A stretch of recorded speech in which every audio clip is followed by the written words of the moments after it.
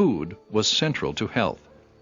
He also began to realize that despite his best efforts to sell milk, it was culture that dictated what people ate. It started a corollary idea brewing in Carl's head about how much variance there was in diet from place to place, and consequently, how much nutrition must suffer. His idea for supplement, didn't come about in just one day. It was based upon, probably a decade of observations. He saw all these things as part of a puzzle. Another piece came when Carl visited an archaeological dig.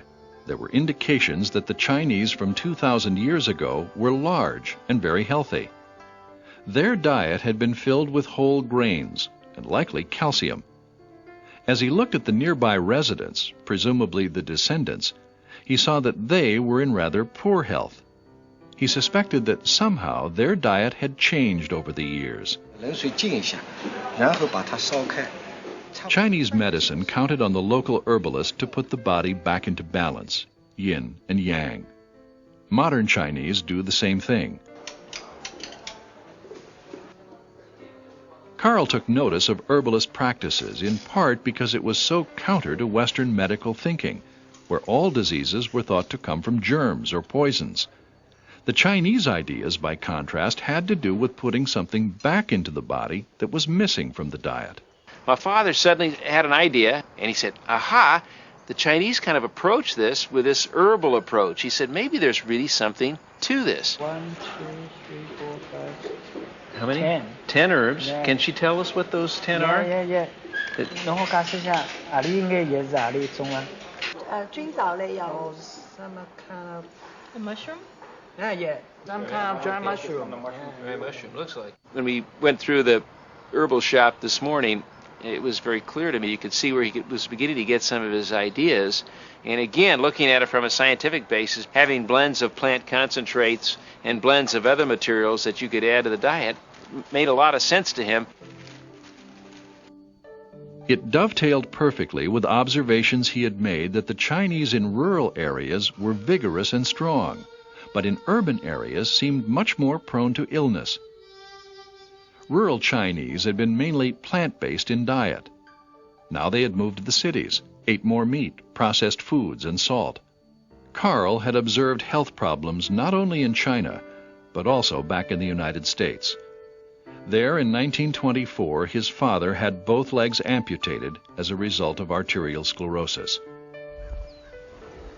It was also in the States that Carnation had done studies indicating that cows produce the most milk when fed only alfalfa and water. Carl theorized that perhaps that plant was a pure form of health food, containing balanced nutrition. He also began to consider how to process it for human consumption.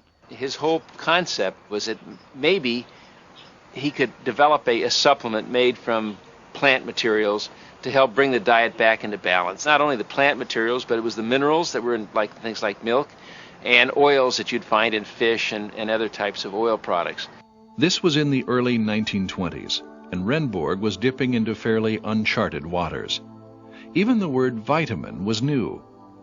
The first vitamins had been isolated just a few years earlier in 1913. Vitamin C would not be extracted from natural sources until 1930. The first synthetic vitamin would come 7 years later. So the idea that dietary deficiencies might spur disease was still revolutionary. To go a step further and say that perhaps disease could be prevented with a pill that contained those missing dietary elements met with healthy skepticism from traditional science. Certainly, Carl hadn't quite figured it all out yet. He was still trying to sell milk to the Chinese, but he wanted to make more money at it. Always entrepreneurial, he wanted to take control of his own life. He wanted to run Carnation's China operations as an independent agent.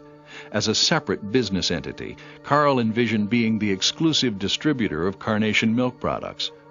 But Carnation wasn't interested. On furlough back in America, he visited New York and went to see a man named Harry Colgate, head of an innovative company that had introduced the first toothpaste in a tube. He showed up with no appointment and asked Colgate's secretary to let him in to see the boss. And the secretary said, "What about?" And he said, "China." And it so flustered the secretary that she went in and apparently told Mr. Colgate that there was a young man in the outer office who wanted to see him about China. And Mr. Colgate said, "Send him in." Karl Renborg got the job. He was now Colgate's sales rep for China. He was living well, but Shanghai was in turmoil. There was both criminal and political tension. The city was teeming with opium dens and prostitution centers. Local warlords battled to grab the huge profits from the illicit businesses. Politically, nationalist leaders were fighting the emerging Chinese Communist Party. In 1927, the nationalist general Chiang Kai-shek emerged as the dominant leader of Shanghai and fortified the city with barbed wire to keep out invading warlords and communists. A general strike ensued. Karl sent his wife and children back to America while he remained in Shanghai. Like other foreign businessmen, he joined the volunteer corps to protect the city from the warlords. But those who stayed were virtual prisoners in Shanghai, barbed wire restricting them to their little enclaves. Their regional offices were looted. Many lost everything. Karl was one of them. But of more immediate importance was survival. Food was tremendously difficult to come by. He and his colleagues were becoming malnourished. Karl saw it as a perfect opportunity to test his idea of a food supplement. He began to come down in the area here and just whatever green leafy stuff he could find, and apparently others Chinese were doing this too. And then he made his little soups and gruels. And now somewhere near here they did have some animals, and he would get some ground up animal bones and he'd grind those up and put them into his soup. He used to tell people that a lot of them didn't like because it was kind of gritty because he couldn't grind the powder very fine. Karl's soup was a nasty concoction. He even boiled rusty nails in it for iron. But Karl saw that his friends who could stomach it fared considerably better than those who couldn't. He ate it himself. He would also feed whoever would listen to him and try it. The Chinese thought he was pretty interesting. They kind of liked his thought process. The expatriates, the foreigners, thought my father was a screwball. The soup experiment was fresh on Karl's mind when he was finally able to board a freighter out of China. The voyage gave him time to reflect on his Asian experience, the Chinese philosophy of diet, and its direct effect on health. He realized that while he had lost everything in Shanghai, he had been given the idea of a lifetime. Karl became more convinced than ever that he could create a food supplement that could make people feel better and live a healthier, balanced lifestyle. In turn, that would leave them better able to fend off disease and illness. He was determined to create it. He didn't know how long it would take him. He didn't know what it would be. He didn't know if it would be a tablet, a wafer, a powder, or what have you, but it would prevent much of the nutritional problems that he saw in the world.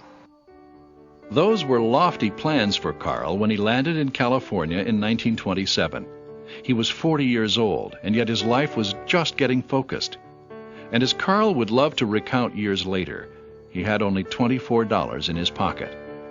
He had opportunities for steady work, but turned them down in favor of odd jobs, bus driver, statistician, even babysitter, that would allow him the time to pursue his dream of the food supplement.